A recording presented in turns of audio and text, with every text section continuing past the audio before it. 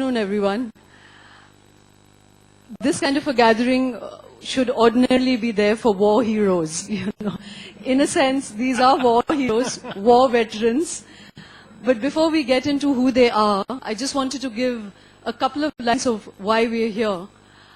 I think that Twitter and the social media in many ways is the most paradigm-altering invention of the last decade.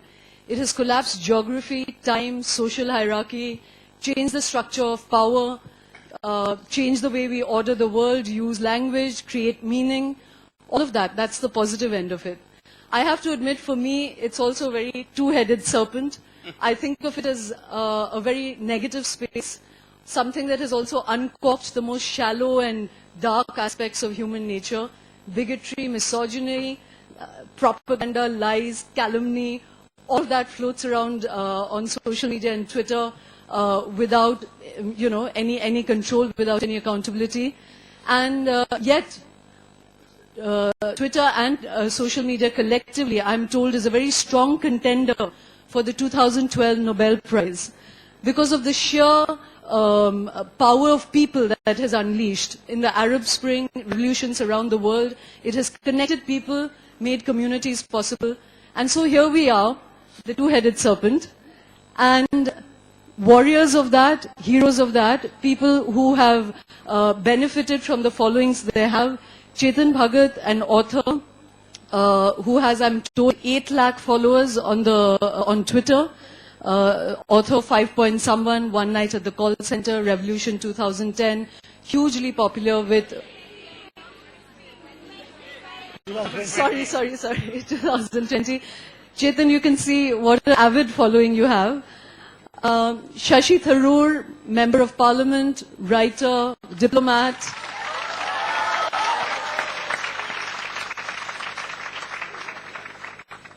I can see none of the bomb throwers are in this crowd, only the lovers of these people. And then there's Suhel, Seth, managing partner of Council Age, which is the marketing company that he has set up. An ad guru and the controversial author of How to Make It to the Top, 10 Rules for Social Success. Now that's a story that Suhel will have to share with us. To begin with, I'm going to come to what we should do with this medium, what are the riddles it presents us a little later. First, some personal stories. Let me start with you, Chetan. We were just talking 10 minutes ago and you agreed with me that it's for you too a sort of a negative space. So why are you in this space? Why are you one of the big heroes? What is the excitement of this medium for you? Hello? Hi. Can you hear me?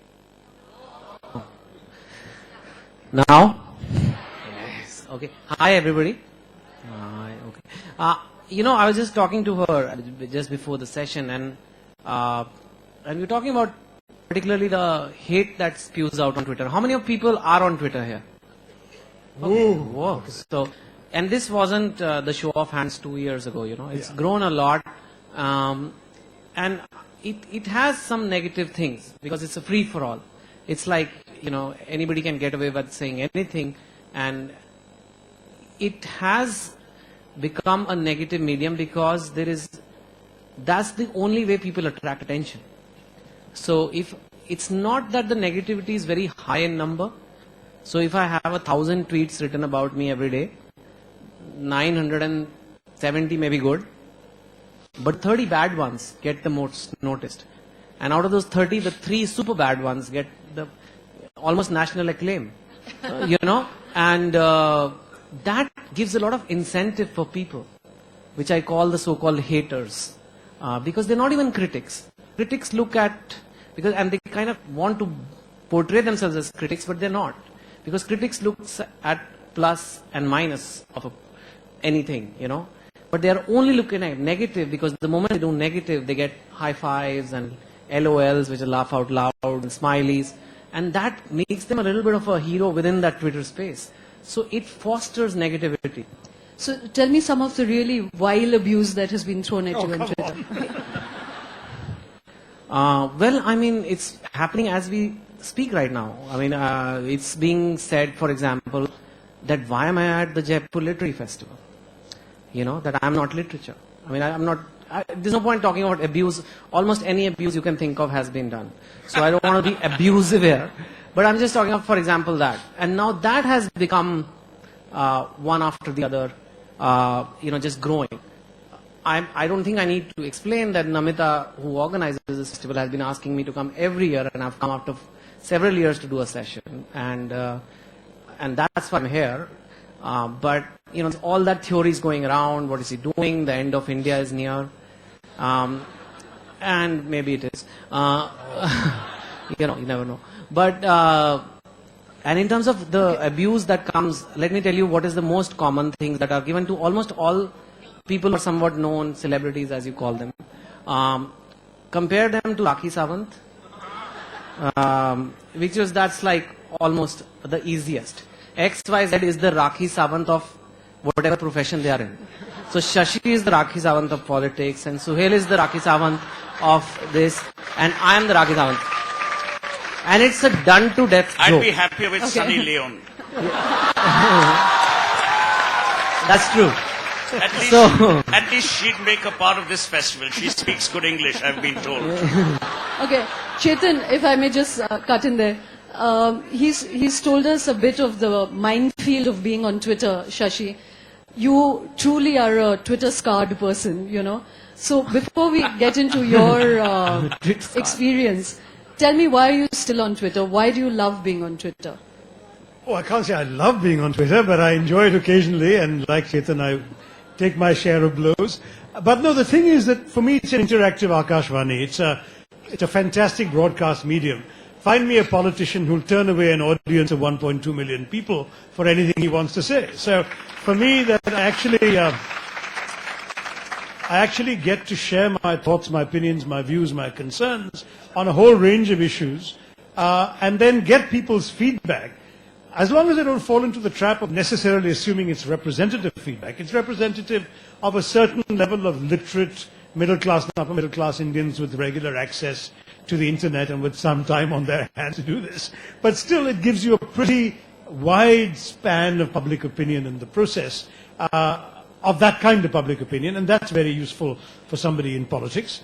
It also helps me get some ideas out.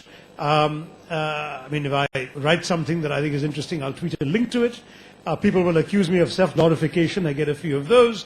But the fact is that, obviously, if even a certain chunk of those 1.2 million people read my articles, that'll be more than will read them in the original place they were published. So all of that, it becomes a forum for multiplying, broadcasting, amplifying your thoughts and concerns, as well as hearing from others. Shashi, you're making it sound like a very sober social phenomenon, but tell me, I have to admit that I'm one of the most hesitant Twitter people around. I've been forced onto it by my colleagues, and whereas I think of myself as a fairly courageous person, my heart skips a beat before I send a tweet out, Would you admit to that kind of trepidation before you tweet? Now, I certainly wish my finger had skipped a beat before one particular tweet. But my heart has been all right since then.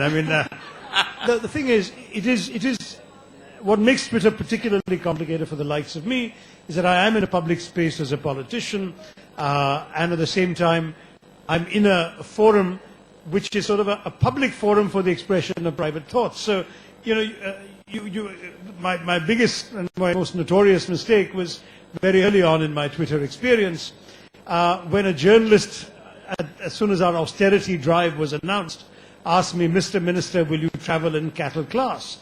And I, having heard that expression for the preceding 3 decades of living abroad, and knowing that it was an expression that really was meant to criticize the airlines for herding people in like cattle, very blithely repeated the phrase in my answer by saying, "Absolutely in cattle class out of solidarity with all our holy cows." Now, okay, I know it's not that funny, it's all right, you don't have to laugh. Quite funny. But at the time that I sent it off, it was a mild bit of Stephanian repartee, the kind of thing one had done in various living rooms over the years. But in India, not only was this unheard of coming from a politician, but alas, most people did not know the expression cattle class. They didn't all pay attention to the fact it was an answer to a question in which that phrase was used. I suddenly found myself while on a trip to Liberia, so I was for 24 hours out of the Indian news cycle, being denounced as somebody who considered economy class travelers to be cattle. And once you translate the expression into Hindi and Marathi and Bengali and Malayalam, I mean, obviously it looked as if my political life was toast at that point. The chief minister of the state called for my resignation. I mean, we had a huge series of dramas. I realized that this is the day, there is an impulsive moment when you really think you're just answering one person. But you forget, first of all, There's that an you're being echo read chamber by anybody. Second, that it can be read by people who out of either malice and ill will or out of simple ignorance can misunderstand what you're saying. And of course, it can then be multiplied into other forums to cause ripples way beyond the world of Twitter. You know, The result of that is that lots of people signed up to Twitter afterwards in the hope that I'd make more such boo-boos. I've tried to be more careful since. I'm going to come back to, because there are two very important strands that you've raised, Shashi. One is the dumbing down of public discourse. You know, one, it's traveling at the speed of light, it's making connections, and those are the strengths of the social media. But it is also the pitfalls, and this breaking down of the skin between the public and the private are things that I feel are booby traps, which is going to have a long impact, and I'm going to come back to those discussions. But first to you, Suhel. I mentioned how it has broken the power structure, social hierarchies, you know. You have been a public figure that have made a lot of people squirm at the rough end of your wit. You've just come out of a sort of Twitter brawl where you met the alter face of that. If you can just run us through that anecdote, but also more interestingly tell us what was your learning from this, you know. On this panel, Chetan Bhagat has gained followers and just had abuse hurled at him. Shashi Tharoor lost a cabinet post and gained a wife. In my case, I've just been sued for 100 crores. So, you know, to each his own. To come back to the Twitter brawl, I think, to be honest, it was a silly thing on my part to have engaged in what I call an unnecessary brawl, and I wasn't abusive, but the language was not the politest, and in hindsight, it's a big mistake. The learning from that is very simple. Never tweet after you've had 3 drinks. Simple. What was the brawl? Tell us. Now let me come back to the core issue that you raised. I think it is unfair to denounce Twitter because it has people who abuse the medium. By that logic, you could denounce media which is paid for. You could denounce media which has plants. You could denounce everything in life. You could denounce politics because you have some real scoundrel as part of it. I think the real issue is Twitter is here to stay whether we like it or not. I have used it to great advantage when I've been harassed by telephone companies and airlines, and I see them buckle in about 4 tweets, then they actually call you and say, look, stop tweeting, we'll solve the problem. So it is an effective ransom device. What is also important is that it allows for the engagement, as Shashi said, for the real young to be involved with what's happening, not just in India, but across the world. What I've seen it fabulously used for is what I call the social space. The amount of RT requests that you get to promote a group that is perhaps disabled but doing amazing work in, let's say, the area of music, or the RT requests you get for blood requirements urgently, or the RT requests that you get to prevent people from believing in all kinds of rumors about riots and that kind of stuff. So I think the medium is very powerful. The medium has to be used judiciously, like all media, and it will take time for this medium to evolve. So to denounce the media, to my mind, and I'm not saying you're denouncing it, but all I'm saying is that, yes, there will be abuse because of the anonymity that this medium guarantees. But it is the anonymity that also provokes abuse, as Chetan said, for them to get their 15 seconds under the sun. I have no qualms about that. I genuinely believe that if you look at some of the people who are using Twitter magnificently, and I'm not saying this to flatter Shashi, he uses it a lot to bore me to death about what's happening in Trivandrum. But he's doing a great job as a sitting member of parliament. I now know of museums that have happened or that have been established in Trivandrum. I know of the polling habits. I know of joyous occasions. How many of you would have known it was Bhagat Singh's birthday unless someone actually tweeted it? So I see it as a great tool of information. I see it as a great tool of involvement, and most importantly, a great tool helping people engage with the idea not just of India, but the idea of the world.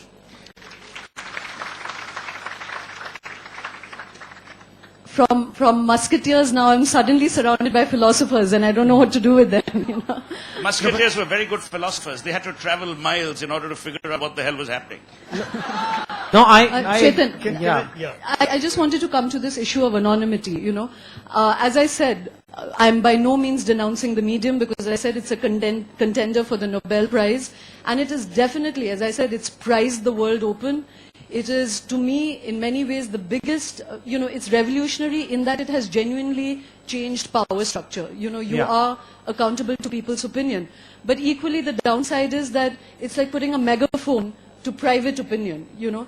No matter what the downfalls of public media are, mainstream media are, and there are many, there is a old accountability system put into it. You know, here it is like just allowing private opinion to masquerade as public discourse. So that's one thing. That do you find that uncomfortable? Do you think that needs a kind of socialization? And just a quick second question is about anonymity. I know that the New York Times has had workshops. It's not just us who is thinking about it. It's a dual-edged sword. Should one create a norm where you own up to who you are? But the flip side will be that a lot of people will not be able to use the medium for what its potential is. So where do you stand on that? Yeah. See, firstly, it's positive. That's why we are still on it. And for me, as a writer, it plays to my strengths. Because, you know, you don't have to be good looking on it. You just have to write good tweets. And although I'm very good looking also, but, you know, I don't like to use my body to sell my work. But so, anyway, so it's just that it's a very noisy place, and it takes a while getting used to. Everybody is noisy there. You almost wish on Twitter we had a Meera Kumar who said, "Baith jaiye, baith jaiye." I love her. Actually, you do. It's Sushma Swaraj. Baith jaiye. I really want to make a Meera Kumar app. Whenever someone is agitated, there's a fight, someone should just, your phone should pop and say, "Baith jaiye." So that Twitter doesn't have, there's no moderator, right?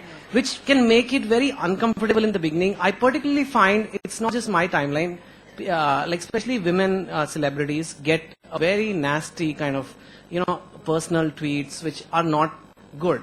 But they get used to it, you know, because you learn that it's like you're driving on a road every day and you know there are some speed breakers and all. You learn to navigate past. But for me, it has been tremendously empowering. You know, if you have a good idea, if you have a good thought, and you put it out there, it can travel so fast. I don't know, you know, and even bad ideas, of course, but the good ideas can travel very fast. The kind of attention it gets, I mean, to be very frank, it helps my career a lot. I have to, there was a time I used to, you know, when my book used to come out, you had to send it in for reviews to book editors, and they'd be like, "Oh, you know, we'll see, we have so many books to review," things like that. Not needed anymore. Just put one tweet, book is coming. Here's the Flipkart link. Done. You know, and that kind of thing is not possible. I don't know how else to do it. The columns I write have a huge readership. I test the premise of a column on Twitter. Based on the feedback, I can, you know, do another iteration on it. So there is a huge benefit to this medium. It frankly is the best form of press release you can do, because there is no adulteration. You know, yesterday I made a few statements which were very diplomatic, very balanced in nature. But of course, the media reported it today as if like there's a big battle going on or anything, which is not true. So I could immediately clarify it on Twitter. So I think it is tremendously empowering if you know how to use it. It's like a kitchen knife, very good kitchen knife. You could hurt yourself, or you could do some good cooking with it. It's double-edged, like someone said. Yeah. Shashi, you know, this... I'm okay with anonymity, though. Sorry, I forgot to. I'm okay with anonymity. I can see why some people are saying that you have freedom of speech, but you don't have freedom of anonymity. And I know it can be abused. But then to put checks on it and force people to do, you know, I don't want to submit PAN card copies to sign up on Twitter. You know, so therefore it's very impractical. So let's live with the anonymity. I think you can't give up the anonymity, because the power, you know, there are lots of... you know, reluctant homosexuals are able to come out. You know, their communities, their battered wives, their battered women, who all use anonymity to, you know, so it's not just the hatred. As I said, the wonderful part about Twitter is that everything that it's its strength is also its negative face, you know. Which, Shashi, which brings me to, you know, the thing that I find disconcerting about the Twitter world and social media, particularly Twitter, is that there are lynch mobs on it. You know, there's the internet Hindus. There are lots of right-wing Internet groups. Hindus. Internet Hindus who will come at you. I know, I mean, if I really had to admit to an abuse that I've faced, is to be called a whore by internet Hindus for having just said something which I thought was a... But they were just internet psychos. Why are you calling them internet Hindus? No, they call themselves internet they call Hindus, themselves internet. you know. Okay. And they come at you like swarms. You know, you put out anything to do with BJP, Gujarat... You just avoided anything. a communal riot here. Okay. So the point I'm making is that do you feel at all that there has to be any kind of socialization of this medium, and where do you stand on your own government's attempts to create screening of this? Yeah, what is that all about, Shashi? Okay, look, that's a different issue and I'll get to it. But on your first question, no. I don't think you can actually start controlling these things. You have to take them, as Chetan's metaphor would have it, as speed bumps rather than stop signs. You know, these are characters who come through. Look, as a Congress politician, I get a lot of vile abuse, not necessarily for anything I've said or done, but because I belong to a party that they want to attack, and I happen to be a visible target because the others from my party who are on Twitter are not as visible on Twitter, even if they may be in the political space. So anyway, so I get a lot of that, and I just learn to... But where there seems to be a serious point being made, I actually try and respond when I can, because I do believe that one must engage with one's critics as well, and perhaps that's why I've been able to continue to have these characters follow me, even though they clearly don't like what I stand for. So that's on the first part of the question. I want to also briefly add to what Suhel said. Two functions of Twitter we haven't discussed much. One is Twitter as a newspaper. If you follow interesting people, many people tweet links to things they find interesting. If you have a palette of interesting people you're following, you can actually get a far broader and more stimulating range of source material through just reading their links than by the newspapers you can subscribe Like to. actresses. Like actresses. I mean, it's really nice to know that, you know, someone That's just got the a press facial release. done. Yeah, I mean, that's it's the so press reassuring. It's like Alright. so nice to know that Sonam is stuck in a traffic jam in Juhu. But, You know, but somebody there must help be, her. But there must be merit if you actually follow Sonam and follow her in a stuck traffic jam. I know. So you know where you are. But then the other aspect is the humanitarian one. In my own constituency early on, a young girl from a very poor family who lost both her legs when a railway train ran over her. Twitter enabled her to get offers of help from around the world, just by putting it out there. And we've seen in other countries, for example, the Japan earthquake, Twitter was used to actually mobilize troops. By tweeting the American ambassador, he was able to get the Japanese self-defense force to actually evacuate 80 patients from the critical zone after the Fukushima explosion. Now, in the pre-Twitter era, how would you even reach the American ambassador? Right now, he's got it in his BlackBerry in his pocket. So the world is changing, and Twitter has been a very useful reflection of that in a very helpful and positive way. Now to your question. This has come up so much, and I've delivered an entire speech about this in Mumbai a few days ago, so I'm going to give you the short version, not the Twitter version, but heading there, which is that I believe fundamentally that art, literature, and political opinion should never be censored in our country. We are a democracy, and we stand for that.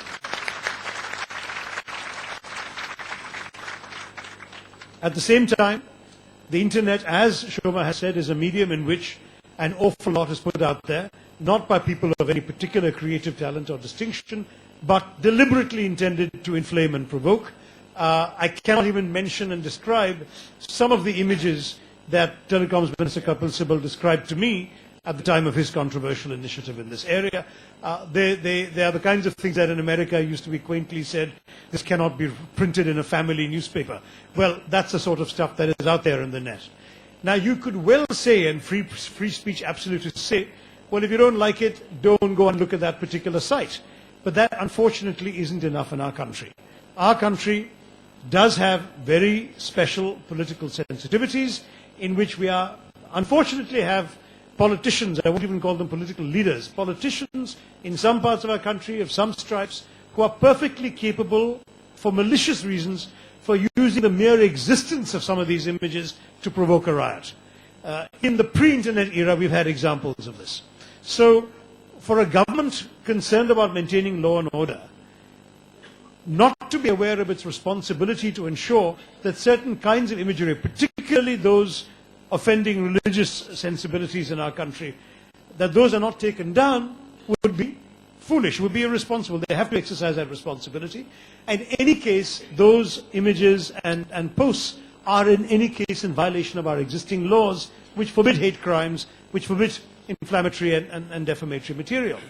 Now, the challenge is, of course, who do you go after and how do you draw the line?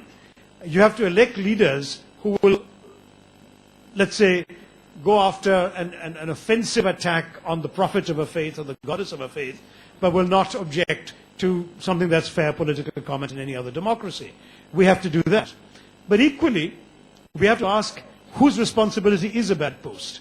Now, where the site is known, you can go after the site. I often use the analogy of a newspaper. When a newspaper publishes something defamatory or legally actionable, you can sue the newspaper. You don't sue the delivery boy who brought you the newspaper. Similarly, if somebody sends out a nasty broadcast SMS that has got obscene material, you're not going to be suing Airtel or Vodafone. You're going to be going after the person who sent that SMS. The challenge arises on the internet when there are sites where you don't know where those sites have come from, they're beyond your purview, and all you can do is turn to Facebook or Google or MSN or whatever and say, can you take this down? And that if you don't take it down, we'll go after you. It's a very complicated terrain. I still think that they are really like the publisher, they're like the delivery boy, they're not the people who are actually bringing out the material, they're not the ones we should go after. But the matter's before the courts right now. We have to hope that the judges will take all of these aspects into consideration before ruling on the matter. But I want to stress, censorship is wrong, it's unacceptable, and I'm with you in opposing it. Suhel, I think, as you said, where the realm is of art and literature and, pursuit, which has a creative impulse behind it, there should be absolutely none. But I actually would push it further to say, even on religious sentiment, it's very difficult to understand what was intended to incite, or, so where do you stand on this, Suhel? Because I'm told by colleagues who live on the internet that much of this offensive stuff has been around for many, many years. There's been no riot that's been incited by it. There's been no action, physical repercussions of that. So is this really the soft entry into censoring wider aspects of the internet? So where do you stand on this religious issue? No, I have 2 or 3 comments to make, and let me start with saying that Twitter today, the anger and the abuse and the rage is reflective of rage that has become part of a sociological being, as it were. What happened with Rushdie, and I don't want to labor the point, was a sad testimony to the rage that this country has replaced disagreement with. Disagreement cannot be an excuse for hatred. We've now gone to extreme positions where and when there is disagreement. And that extremism is reflected in Twitter as well. As far as the points that, Shashi talked about and you mentioned, this whole religious thing. Look, religious hatred by and large is inspired. It is not from within. It is deliberate, it is calibrated, it is manipulative. And it is manipulated by the people who have the most to gain. Either people who are part of the theological world and therefore need to keep their flock, no pun intended, together, or it's these hoodlums who run parts of our country, who use religion as a means of trying to create voters. Now, until and unless you change that paradigm, to blame everything on Twitter would be silly. The Election Commission should be banning people, including one who's now a tall leader of one political party who loves being on chariot rides. But what have you done to the country? You have created a situation where you polarize the nation, and look at Chetan's reaction, and rightly so. Internet Hindus. Now, the point is, no one actually believes in decrying another religion for no rhyme or reason. It is done with a purpose, and it is always done with deceit and manipulation. No, so the point is that, would you want to censor that on the net or not? Whether you like it or not, you can't censor it. Yeah, this whole censorship thing is impractical apart from being silly. How are you going to censor it? And what all are you going to censor? Are you going to prevent bigotry? Are you going to prevent communal riots? No. They are inspired at a particular time and place. So what you've got to do is, you've got to have demonstrable punishment. You can't have people who've incited communal riots run free to this day. And this is in both parties. What happened in 1984 with the Sikhs was as condemnable as what happened in Godhra. So point is, we have become impervious to allowing these jokers to continue because there is no legal mechanism of preventing them from being in power. And ultimately, all these guys should and want to be subservient, in a manner of speaking, every once in 5 years to the Election Commission. The Election Commission should be banning these people whenever they make utterances of this nature. And that's the only solution way forward. So, I spoke of this inversion of power, and we didn't stress enough on that. Having got a taste of it, Suhel, there's a kind of ivory tower that you would have lived in so far, when you would have been screened off from what the public thinks of you. Now, having tasted the bruises of knowing what people out there may think of you, and of course, people have always thought ill of everyone else, but now you're brought face to face with it. Do you think that that's a good thing that's happened? I think it's a very good thing. I think it's an outstandingly good thing because you can't prevent that opinion from residing in someone's mind. So if it resides on an internet server, who cares? As long as you know you're not being deceitful. Having said that, I think we are paying too much of credence to the destructive component of Twitter. It's also important to focus on the positives that Twitter affords. And to my mind, Twitter today, apart from anything else, makes people racy their thoughts. You don't have to listen to rambling essays on how to cook gobi aloo, because they've got to do it in 140 characters. So I think there's a huge amount of merit. There's a huge amount of merit in knowing what's happening across the world, when it's happening. So, I'm saying that it's par for the course. This is the ad man talking who wants it down in 140 characters. I don't, the Twitter most does. precise. I'd love 180. No, but I'm going to come to this. I want to make the distinction, Chetan, you both are writers, so it should matter to us, that I want to make the distinction between Twitter as an information tool, which both of you mentioned, and its potential and its power is limitless. And as I said, it is, in a way, the God is in the internet now, because it's upturning so many things. So that's its function as an information tool. But there's a difference between information or linking people to other thoughts, essays, all of that, and difference between discourse, Yeah. Public discourse, in my mind, is being brought down to its absolute lowest level, It's not that you really have rambling essays. I mean, when you're made to speak in public, you have to think your way through it, You also hopefully can take grey positions.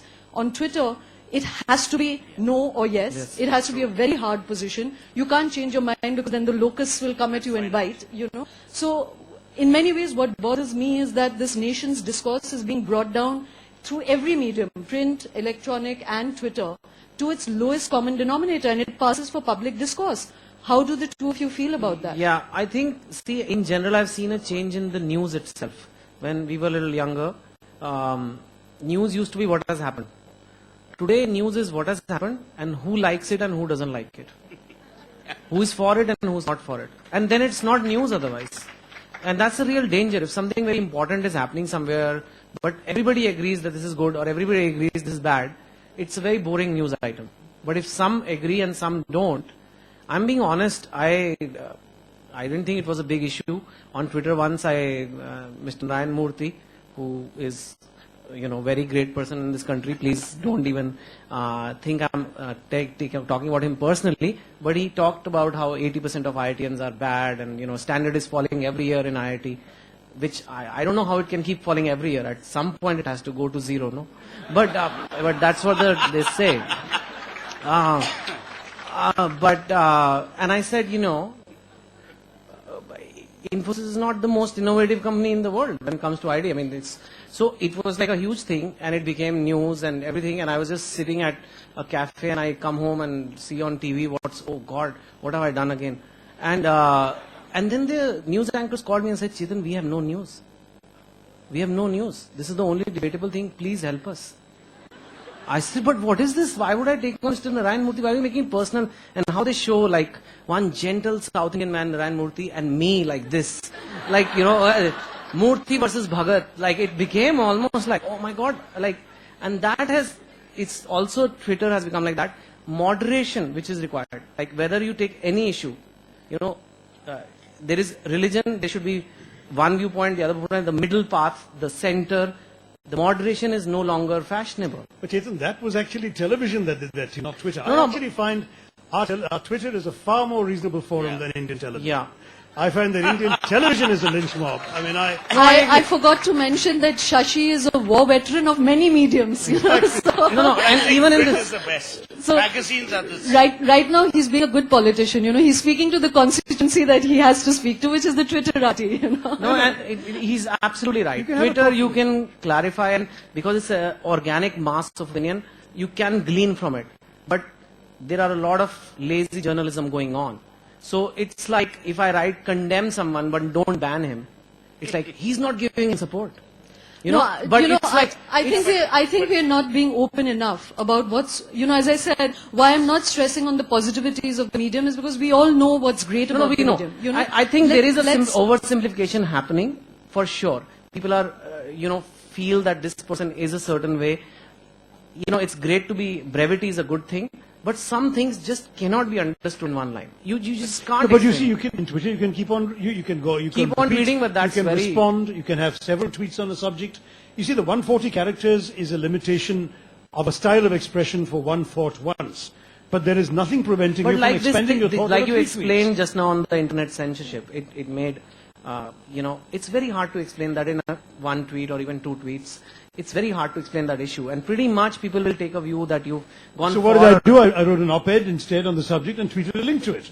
So you you can have to realize that limitation, because yes, there is a tendency that people just see one thing and then they say, oh, this guy is communal, or this guy is, liberal, or a fake secular, or whatever. And that's very easy. The mind loves to do that, right? To classify people very fast, and Twitter encourages that. Absolutely, people should try and see nuance, and one line is not enough. Yeah, I think debate has been boiled down to repartee, you know, Yeah. and I think that's a dangerous trend. But I'm going to open this up because I've just been told we have very little time left. So before that, there's just one question, which is there a kind of sieving that is happening on the internet, which is a mirror of real life, you know? So are people able to make out the difference between, just the charlatans and the real, Yes. you know, the genuine? And does that kind of, See, if does someone- the kind of, as I said, just distinction between people happen? If you notice, on Indian Twitter, at least I've noticed, tracked a few celebrity accounts. The people giving these hate tweets, 50 to 100 people. Yeah. This is a very finite number of people, but they have their own little fan following. Hate is their only accomplishment. Now, they over time lose credibility, because they are calling people names, they are making totally, so while they are good writers, I think some of them have good intelligence, good wit, but they are losing credibility very fast. And, and people see different tweeters for different things. So if an actress really only talks about her lipstick and, this, that, tomorrow she talks about an issue, people will not take her seriously. But if someone, provides solid stuff all the time so yes, it's very important. The same issues that happen in journalism is happening in Twitter. It's casual, but that doesn't mean you're not building a reputation. People have a reputation on Twitter, whether he's a fair guy or a fiery guy or a funny guy. And I think that people who are on Twitter should realize that people are forming opinions on you. You have an identity there. But see, Shoma, there's a sociological side which you mustn't ignore. If people are following celebrities or film actors or, distinguished writers, there's almost an association that they create, an immediacy of access. And that immediacy of access allows them, therefore, at times, to take liberties. Some of that borders on hate. But as I said earlier, rage is increasingly becoming the leitmotif of our society. We've replaced disagreement and dissent with rage. We've replaced dissent and disagreement with threats. I mean, what happened here, what's happened in the past. So, you are creating a society which, by and large, is very angry. Now, there could be two reasons. We're angry because there is a reason to be angry, and that I don't need to enumerate. We need about 14 literature festivals for each one of us to explain why we're angry. The second is, what do you do about it? So, as you said, there is an entire range of media still available, which is informed, which is fair, and which allows space for the liberal voice. But then there are changes in your profession as well. There was a time when you read editors. Now you see them. There was a time when television anchors were on television. Today they are writing op-ed page pieces. So, the world has changed. I mean, what do you do? I've just taken a picture of all of you and sent it out on Twitter. Okay, I'm going to open this up to the audience. Yeah. One sec, I'll just get mics open. If you can point me to who should get the mic.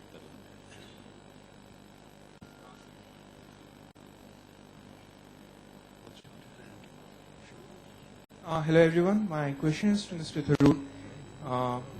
Shashi. I'm sorry, beg your pardon. Hi. Hi. Stop tweeting. I know. That's the subtext of the entire talk. I wanted to ask, you just pointed out that you want to moderate the internet, particularly because there exists some material out there which can be used by people, by politicians particularly, to incite hatred, to incite riots. Right. And that's why those materials should be removed. But I was just wondering if you realize that exactly the argument that has been used by the Rajasthan government to stop Rushdie from coming here. So he has been censored. You said we don't know where to draw the line. This is a line. Shashi, I just want to warn you. Yeah. He's a Congress chief minister. Yeah. And he's he's a good guy in many ways. So say what you will at your own peril. No, I think he's raising an important issue of principle, which I think needs to be addressed. You see, the challenge very much relates to the nature of the offence and your judgment as an administration, as a government, as to whether you can handle the consequences of it. They might be, for example, a relatively minor threat to on a relatively minor issue on which the government feels they can handle any troublemaker who want to make an issue, and they feel we can handle it. There may be a problem, and I cannot put myself in the shoes of the Rajasthan authorities, in which they genuinely feel that the scale and visibility of a particular threat may exceed their capacities to cope with it. I do stress in this particular instance there was no ban. I believe the Rajasthan Chief Minister said he would have preferred Rushdie not to come, but in the end Salman chose not to come, I understand, because he received certain threats. Now, let me put that case aside for a minute, simply because on that issue there are issues going beyond the debates we're having on Twitter and the internet. And let me give you a different example that goes out of what I'm saying. This is in the pre-internet era. In Bangalore, and you can look this up if the records go far back enough, it happened in the 1980s. There was a very famous riot against a newspaper for publishing a short story in their magazine section with the headline, Muhammad the Idiot. It was not about the Prophet. It was about a young boy with a mental handicap. It was a very clumsy title, to put it mildly. But that title was all it took for people to organize a procession against the newspaper that ran out of control, became a riot. The newspaper office was burned down. People were hurt. Lakhs of rupees of property were damaged over a newspaper headline. So this is the society in which we live, whether we like it or not. And for a government to act as if we are Sweden or New York simply won't wash. We've got to be conscious there's something out there that could be misused. Our society and our politics has people who are capable of misusing it. And that's where governments have to draw the line. I may draw a line in a different place from where the Rajasthan Chief Minister might or the Delhi Chief Minister might. There'll be, people are elected by the voters. The voters place their trust in them to exercise their judgment. Each of us will exercise it differently. I obviously have a greater bias in favor of creative freedom than some others might do. But this consideration, I just ask you to bear in mind that when you're actually in government and you're worried, it's all very well to say the rioters should be punished. But by that time, the damage has been done. And the free speech people saying that their right is absolute doesn't fully cut it. You remember the famous line from Oliver Wendell Holmes in America when he said that the right to free speech does not include the right to falsely shout fire in a crowded theater. Why? Because if you shout fire in a crowded theater, there'll be a stampede, people will get hurt, property will be damaged, etc. And the damage will outdo the good of that is upheld in your right to shout fire. Those kinds of challenges are always there. But I just want to make one quick rebuttal here, Shashi. I completely agree with you. But what has happened is you've given in to every person who now can use threat as a means of disrupting creative freedom. You have to evaluate the threat stage. Absolutely. And they have evaluated They didn't even know whether they had assassins coming or not. I mean, it was like a Keystone Cop movie. Yeah. Okay. Yeah, Let's not there's say somebody any there. other question Yeah. on any other topic. No, just a minute, please. There's somebody there with specs. Yes. mic. Yeah. My question is to Mr. Bhagat. We spoke about fostering negative feelings against celebrities. As a common Twitter user, I would say that it gives me a space where I can write what I want to write and somebody is listening to me. But don't you think that this negativity is being made fashionable or being encouraged by celebrities themselves who use something which is not a common thought process in their daily life just to get the popularity up for say something like a Poonam Pandey or someone? Yeah, it can be. It can be used, and people will. See, I always say, if a dog keeps barking your name, he makes you famous. But the dog remains a dog. It's as simple as that. And if I have learned to use my haters as part of my marketing strategy, I'm being absolutely honest. I know what kind of faux pas I should make to incite them. They get incited. They trend me. I become national news. Thank you very much. 2 minutes. Now, if they are, what do I do? Right? What do I do? It's like I have this very angry sales force.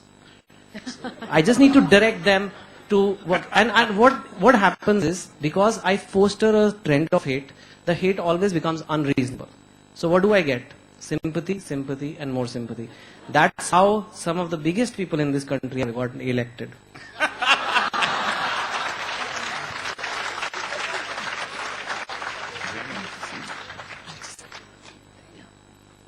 This girl here, yeah.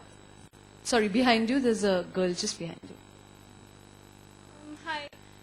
The point I'm going to make is kind of not exactly related to the debate, but this comes back to Twitter only. This comes back to Twitter because Twitter is where I got to know about this today in morning itself. So, like Shashi Tharoor said, it actually does act as a news forum for me at least. Apparently, Salman Rushdie tweeted that the death threats that he released, that he received were false. And as someone pointed out here, they were actually made up by the Rajasthan government. So these are two different points. One is not related to Twitter, but the other point is that the fact that I came to know about it so quickly was through Twitter. So it actually does act as a very good news forum. So, I think that just good and bad. You made your point. That's it's the point. good and bad. Yeah. You need a. Could I request everyone to have questions rather than Yeah. statements? Yes. Can we also move away from the Rushdie topic? Because Yeah, I think it it's like- happens in every forum. From the Rushdie Can we topic, but come it's back been to going what- on throughout the literary festival. It's not that Rushdie has not come home at all after that. He's come home many times. He has also attended the literary festival. I know that he came here for the Commonwealth Prize, the literary Commonwealth Prize. Yeah, he's been to India many times. Many with the times, parties no, also people's for homes. literary prizes. Sure. And nobody was willing to sit next to him. No one, because they said, bomb aayega to hum bhi jayenge. Okay, It's a fact. let's. And if this had been, if one of these authors who read out yesterday from Rushdie, they should understand that blasphemy is illegal, it's unlawful in England where Rushdie wrote his book. If you don't Ma'am, mind, what's we the can't, po- I mean, I we can't, just hold on, Chetan, just a he minute. can go back to jail. Renu, please. And why do they only, the whole Renu, world Does anyone says- have a question on this the session? whole world says that India is doing I don't this know. to Rushdie. No, you're welcome. Rushdie should understand nobody's doing anything to him. He's trying to use the strategy just like Suhel. Okay. Okay, This is may becoming I- a bit like Twitter now. May Everybody's I, saying, Chetan, let's stick to the Chetan, audience. may I please, this is a बैठ forum which, जाइए, बैठ जाइए. It's needed, man. We need her. You know, will, you can actually be hauled up in Parliament as well. this is a forum that does have a moderator, may I assert myself, please? बोलो ना फिर बैठ जाइए. शांत हो जाइए. शांत हो जाइए. Yeah. बोलने दीजिए. This is a question from you, both of you. That is really Twitter distract you from your work or not? Good question. Good question. Because most of the boards like BCCI ban his cricketers when they go out for the tour. from Twitter? That's a great question, because I'm told by my colleagues that the most amount of tweeting happens between 9 to 5, and that's how you know why the Indian economy is going down. You know? Although they've had facts to prove wherever internet usage is heavier, the economies tend to do better. That's true. Suhel, you're always the contrarian. It's a fact. A factual contrarian. Twitter, for me, Twitter is my job. I mean, it is part of my job to do it. I can overdo it. It's like anything, like internet surfing, you can do too much of it. But it's a very valid point that at some point it just wastes a lot of time, because the flood of opinion coming, you don't have to listen to everything being said about everything all the time. It doesn't really matter. Go away from Twitter for 5 days, come back, it's still the same. Some people are pissed off, some are happy. Life, you know. The honest answer is yes, it can be a distraction. Yeah. I mean, on the other hand, I try as often as possible, for example, when I'm visiting my constituency, to tweet between functions in the car, and usually about those functions. So I keep focused on what my message is. At the same time, yes, sometimes if you find yourself tweeting something on your laptop or your desktop at home when you should be writing an article or a letter or responding to your emails or whatever, you can easily get caught up, as Chetan points out, in the flood of It stuff. can affect your marriage also. Shashi, I have a question to ask. Wait, which it's is not that just work. Look at Nanda, Anusha nodding away over there. It can totally affect, because it's like, you know, Twitter has more interesting things to In say her than case, your it got her wife. married. Oh, I did not say that. No, I said sometimes Twitter, you're lost in a debate, and your wife is saying, "Are you coming for dinner?" And I'm like, "No, but I want to know what this guy had to say about this." So it can be. We take Twitter. Are the both of you addicted to looking at the mentions and the responses? You know, is it an addictive space? Everything in moderation. It's like that warning of behind alcohol bottles. No, do it in Chetan, moderation. I think you need some of your followers to expose you now, you know. I'm not addicted. Am I addicted? Yeah, my hands are shivering now. I really want to tweet. We were a statutory warning there. Yeah, there's a question here. Could be injurious to health. Keep it fun, guys. Good afternoon, sir. Tweeting is a connection between the celebrities like you and Aam Janta. And being a celebrity, you are always on the pointing finger of critics, or you can say the negative component. So why you think yourself only in a negative space by considering only 30 people, 30 negative people, and ignoring 970 positive? I don't ignore the positives. In fact, No, as a Chetan Yeah, I'll was tell saying, you. Very good point. I'll tell you. It is human nature. You know, if I take for example, take a lady and 50 people in a party tell her, "You're looking lovely. What a hair, what a dress, what a that." One girl said, "Have you become fat?" No, I was okay. She will keep thinking about the girl who called her fat all night. You know, and I think it's a very good point. And I have personally learned that this is just one opinion, and so many people are saying nice things. And I do try to, get away from it. But the only comparison was from Facebook to Twitter. Facebook, all status updates about people pretending they are happier than usual. Right? And Twitter is always about people pretending they're more pissed off than usual. And somewhere in the middle lies the answer. And the difference in Facebook, you choose who you interact with. And in Twitter, it's free for all. It's like a very rich man, Mr. Ambani's mansion is next to a slum dweller's mansion. And like, he can do anything. And that's the perception. People feel this guy has it good. It's not like I have more followers, I'm having a happier life. I may be having a more miserable life than you. But, it becomes a free for all. They feel, oh, I can attack him. It's like a Mercedes banging up with a bicycle. Always the Mercedes' fault. So, that is where the negatives come in Twitter. Compared to Facebook, where I saw it's fake positivity. I frankly like Twitter more because I'd rather have real negativity than fake positivity. But I do agree with you that I should focus on the positive more than negative, yeah. I'll just take somebody from the back, because we haven't at all. The Okay. girl there who stood up. It'll take about 20 seconds to get to you. Okay, sorry. Maybe it's you want to just pass Well, it. the mic We should try though. standing We is- should try though.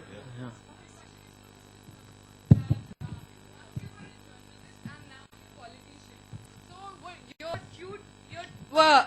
Your tweets then and now, is there a difference? Are they filtered? Are they politically motivated? Are they encouraged by the government you represent? I wish. No, I actually only began tweeting when I entered politics. It so happened I discovered the existence of Twitter only after I'd become a politician, so I never had a pre-political Twitter But past. supposedly in your articles in Sunday Times or maybe afterwards in Twitter, is there a difference? No, in fact, I think the problem was that there wasn't a difference, that I was really speaking exactly as I normally speak and using Twitter almost as if it were a phone conversation with a friend, which of course it's not. That's one of the first things you discover very quickly as you get more publicly exposed. Initially, there was a lot of curiosity because initially the attention was benign. And I can tell you that lots of politicians, including our Prime Minister, expressed curiosity about Twitter, wanted to know what it was, how it worked, how do you tweet and all that. And then, of course, when the controversy hit, and it was very much in the mainstream media, all the other politicians backed off. And for the longest time, I was quite alone in the political world on Twitter. That's mercifully changing. The first actually to latch on after me were the BJP leaders, Sushma Swaraj and Narendra Modi, who are both out there, and who apparently tweet themselves. They don't have flunkies doing it for them. Then some Congress leaders started. Anil Shastri was the first. Manish Tiwari followed. Now we have Digvijay Singh out there. We have the Naveen Jindal out there. We have Hamdullah Saeed, the youngest MP in Parliament out there. And so suddenly it's becoming more and more. Milind there as a minister is answering questions on Twitter. Omar Abdullah. And in fact, Omar Abdullah is chief But I think minister. Digvijay Singh has added a lot of cerebral content to Twitter. No. Digvijay, I'm glad you think tremendous value. No, I think Shashi, I think interesting spin-off from that question is not just that, it's true that Twitter is getting more and more populated. I think Is politicians will be using it. No, sure, they will be using it. The point I'm asking is that does the persona change on Twitter, or do you think Twitter, as it gets more populated, will just become a reflection of who we are? Okay, look, as a figure in the political space, there are some things I no longer consider it appropriate to say in public. Whether Tell I'm us saying what. it on this stage, I've become a slightly more boring person, including on Twitter. That's life, because if I try to be too witty, I can either end up with the cattle class mistranslations, or I can be attacked for having said things I wasn't intending to in the process of being funny. And you So- can't even follow actresses, right? Well, I don't follow actresses, you're right. I mean, if you're a politician, following, you'll come in the paper. No, but do you follow actresses? I follow actresses in person, but not not on Oh, that's good. Well, that says it all. That's the quotable quote. Now that should go on Twitter. No, but the other Shashi Tharoor follows actresses in private. Or follows person. actresses No. privately. Suhel, you got it wrong. I follow them in person, but not virtually. That's even worse. Yeah, He follows actresses physically. I mean, you lose Kerala, forget MP-ship. I was going to say, this is the seduction of Twitter. Shashi's just ruined it for life now. Cheap popularity, Shashi. No cheap pun intended on popularity. seduction, is there? Shoma, I think And possibly, there's a last question there.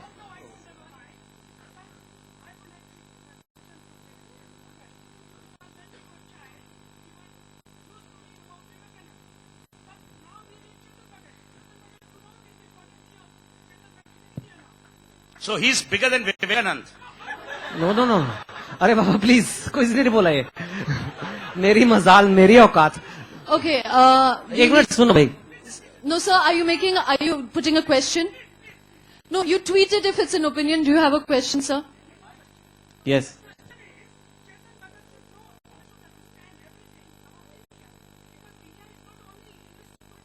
Correct.